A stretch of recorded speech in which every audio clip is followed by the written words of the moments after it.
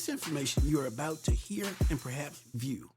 These are not necessarily the thoughts or the ideas of Gary C.Clement or the Gary Clement Radio Show podcast. We are in no shape or form affiliated with the parties this story is about or was interviewed for. Parts of this content may not be owned by or the property of Gary C. Clement, the Gary C. Clement Radio Show podcast, or G2 Network Media, or any other company we are affiliated with, and this information is strictly the opinion of those being interviewed. This content is for information purposes only, and although we may make reference to various news stories, we share our own independent beliefs about the content and provide our own opinions. Please enjoy the information. Hi, my name is Gary C. Clement, and welcome to the Gary Clement Radio Show and Podcast. Today on the show, we have an incredible guest. His name is Mr. Robert Prasch, who's experienced life on the outside and inside prison. He's here to talk about his life and what it took to get to where he is today. How are you, sir? And Merry Christmas. I'm praying that you and your family have had a great holiday. I'm fantastic, and Merry Christmas to you and the listeners as well. I'm very grateful to be here and excited to talk about it. I see.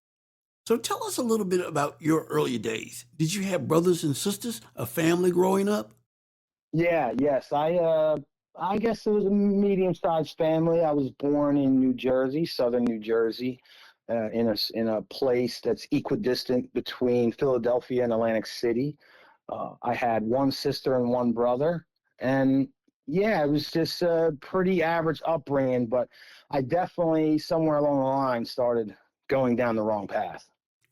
So what led to your first time of going to jail to be incarcerated?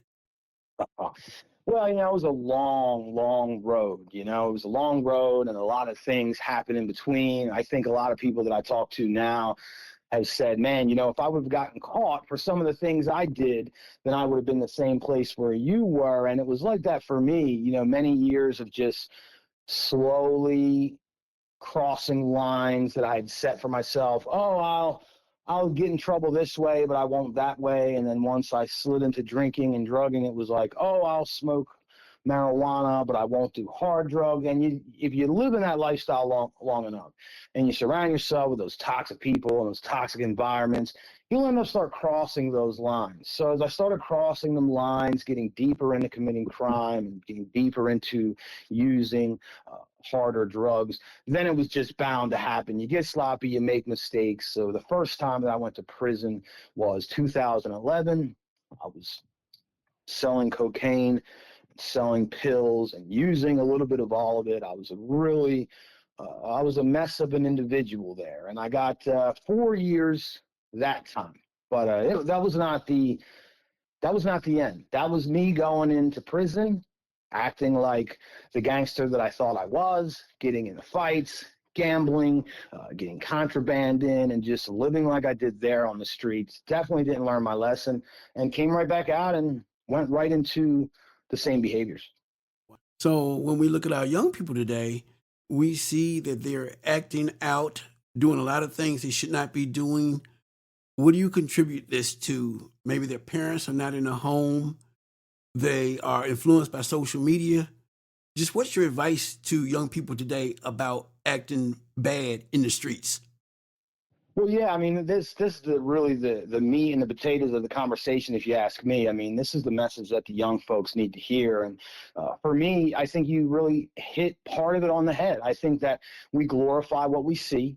I lived in a town called Bridgeton, New Jersey. It was a very small town, but it was a very poor town. And, I was right there alongside with the poorest of the people there. And I'm not complaining, just setting the stage for what I saw were guys older than me with a lot of jewelry and a lot of money and a lot of women and cars and rims and big stereo systems. And man, my eyes just lit up like a kid on Christmas morning. I saw it, I wanted it, and I went after it. And the problem with that is I had no guidance. My father was there, but he was an addict. There was no strong men, no strong leader showing me what to do, showing me, what to be around, where to be, what to stay away from. So when I saw these immature men seeking fast money and faster women, disrespecting themselves, disrespecting others, disrespecting the women that they were chasing, disrespecting the world. I glorify that. I didn't have a strong male leader going, that's nonsense. Those are boys. This is what men do.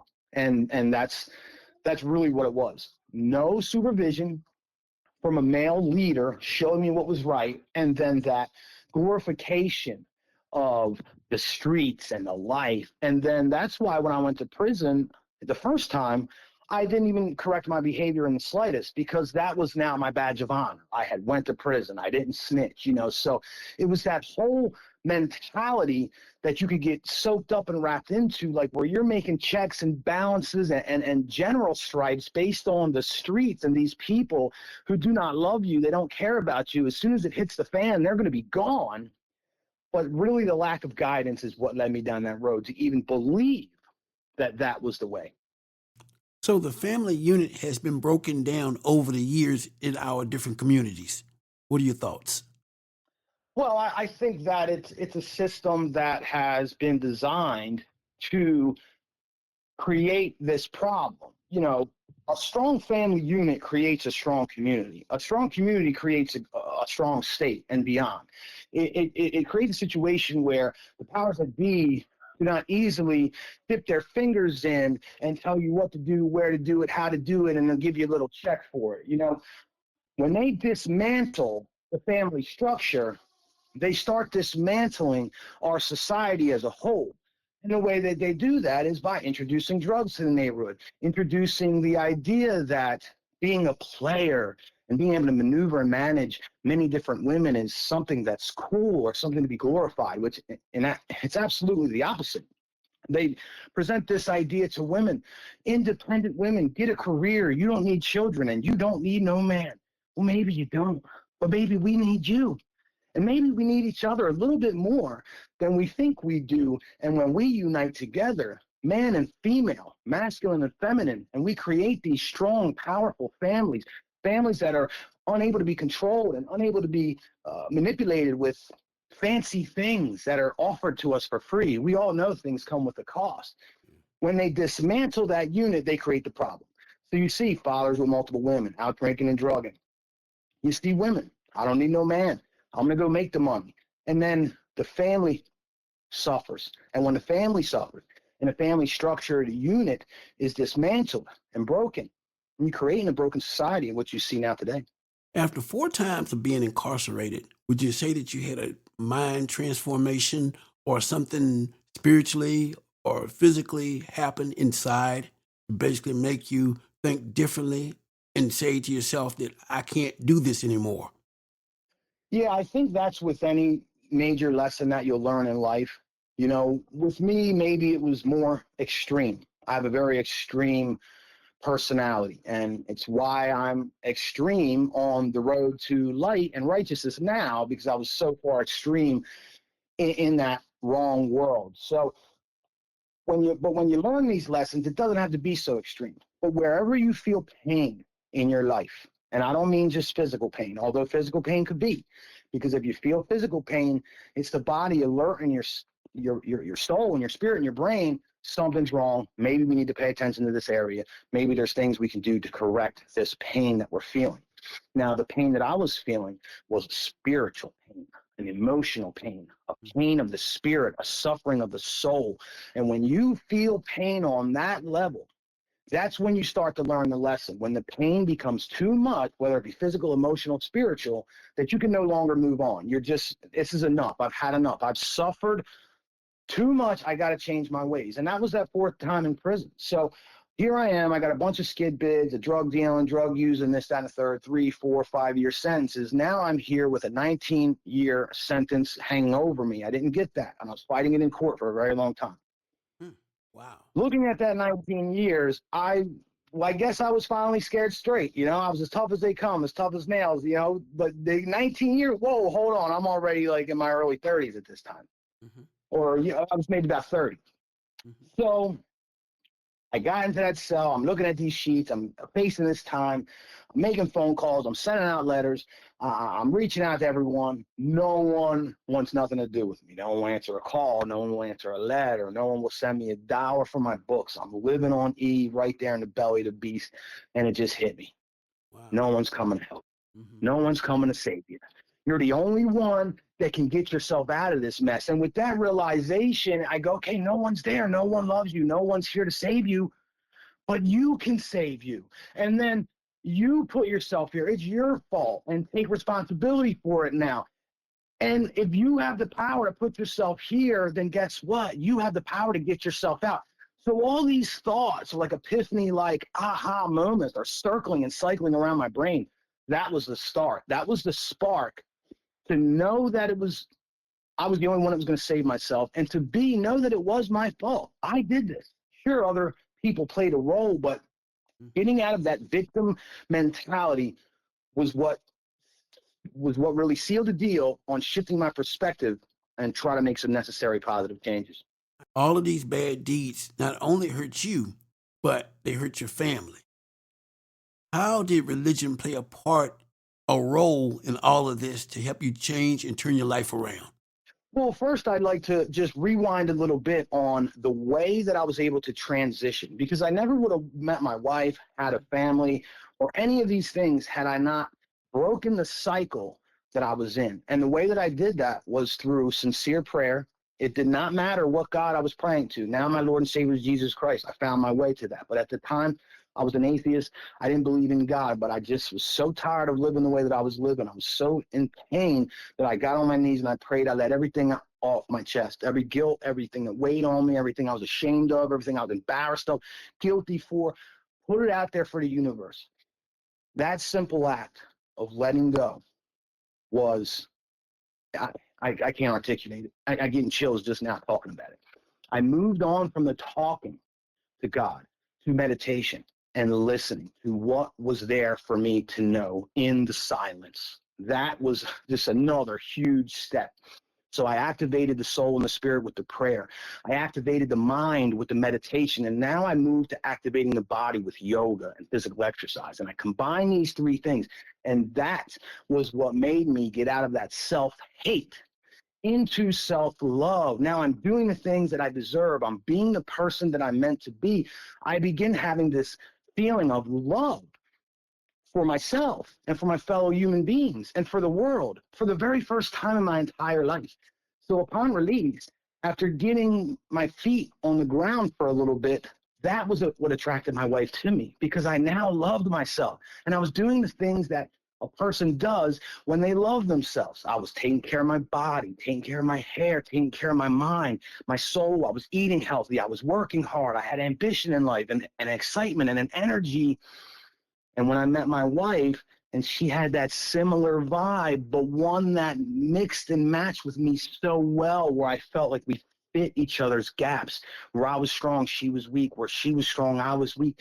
And together, we were able to, from the very start, just create this team, a teamwork, because either one of us didn't have anyone else that cared. Mm-hmm. And we just wanted to build our own family, because our families weren't the greatest. And we built this family we have now with 3 strong sons, 3 strong masculine sons. And it's the family we always wanted growing up. And we have broken that cycle for our children, so that when they grow up, they won't face the emotional issues that we face. They won't face the financial issues that we face and everything that comes with it. So we're going strong here, and life's just getting better and better. So tell me about this new business that you have. Well, hey, man, I'm just like every other entrepreneur out there, and kudos to everyone who's doing it. During the pandemic, there came a situation where I was continually getting laid off, and my wife as a nurse was telling me, hey, look, you're going off to work one way, I'm going off to work another way. The kids are going to daycare or wherever they're going. No one's spending any time together. Life isn't supposed to be like this. I can take a travel nurse position. We can travel the world, take the family. This was before my children were in school, before they were in kindergarten, all 3 of them. Mm-hmm. And I can make more money than both of us make right now. And I'm like, no way, no way. I'm a man. I provide for my family. You know, I'm a boss at the job. I make good money. I got a health care plan. I got 401k. You know, I got my own office and all these different things. Mm-hmm. But once I got laid off, I felt like it was God telling me, even though they were getting ready to call us back, I felt God telling me, swallow your pride. Mm-hmm. Go be with your family.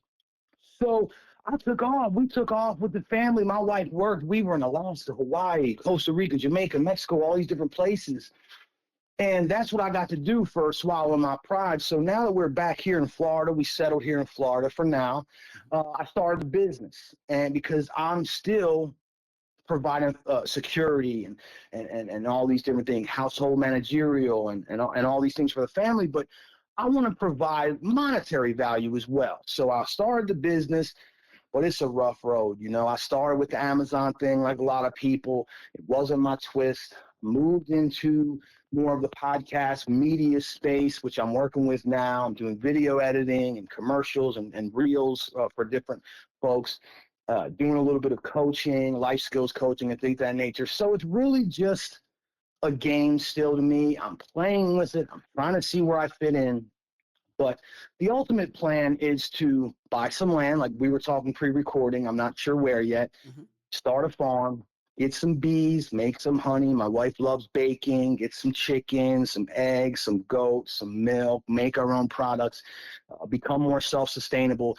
Teach my children how to live in any conditions and provide for themselves. And really leave that legacy of knowing what to do, knowing how to do it, self-sustainability, so that when I'm done here, you know, my kids are set up for life, if not financially, with the knowledge to do what they need to do. Now that you are a father, you face different challenges in life with your kids. Talk a little bit about that for us, please. Yeah, I mean, it's really the best part about it. You know, there's times where I get wrapped up in the world of being successful to other people, that validation that you receive from the world, whether it be monetary gain or, you know, just credit. Working on the podcast, working on the business, working on the books, thinking myself into these many different projects to see, hey, which one's going to be the thing? Which one's going to pop? I'll start getting frustrated at times because it's just so much. And then I'll just go, you know what? Just take a break, man.